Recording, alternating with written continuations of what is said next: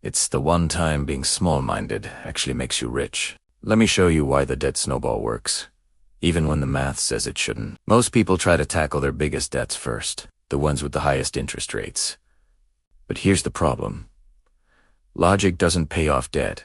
It's momentum that does. And that's exactly what the debt snowball method was built for. Here's how it works. You list out all your debts, smallest to largest. Forget interest rates for a moment.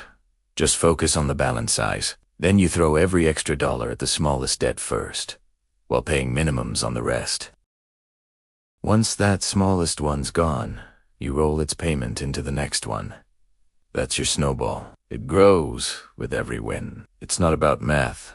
It's about momentum and psychology. Each debt you wipe out gives you a hit of progress, and that progress becomes addictive. It rewires your brain from, "I'll never get out of debt," to, "I can actually win this." That shift in confidence is what keeps people going long after the excitement fades. Studies even show people using the debt snowball are more likely to become debt-free than those using the logical avalanche method because emotion beats logic every time. Here's how to supercharge it.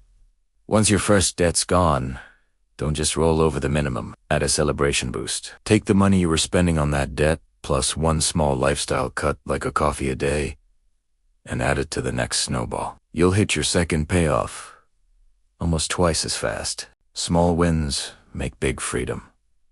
That's the secret. You just learned how to pay off debt. But here's the real question. What do you do once you're free? Most people stop here and end up broke again in a few years. But in the next video, I'll show you how to flip your old debt payments into your first investments and start building real wealth. So if you're ready to level up, hit like and subscribe, because phase 2 starts now.